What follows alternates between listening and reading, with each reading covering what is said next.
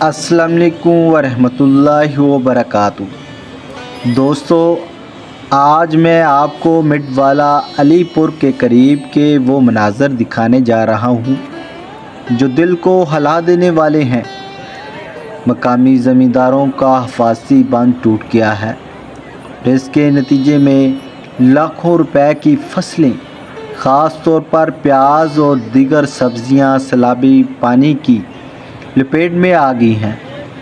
کسان جنہوں نے سارا سال محنت کر کے اپنی فصل تیار کی، وہ چند گھنٹوں میں برباد ہو گئی۔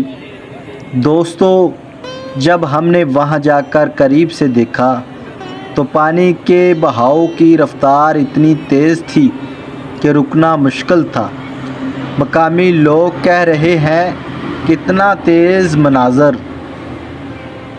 تیز سپیڈ والا پانی ہم نے صرف شمالی علاقوں میں یعنی سوات میں دیکھا، لیکن آج وہی مناظر جنوبی پنجاب میں نظر آ رہے ہیں۔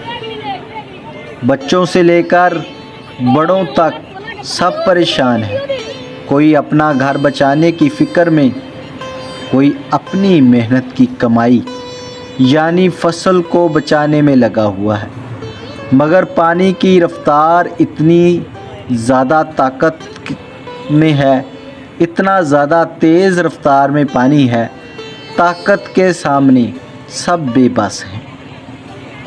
یہ صورتحال اس بات کی یاد دہانی ہے کہ قدرت کے سامنے انسان کتنا کمزور ہے، اور ہمیں اپنے دیہات اور کھیتوں کی حفاظت کے لیے بہتر بندوبست اور حکومتی اقدامات کی اشد ضرورت ہے۔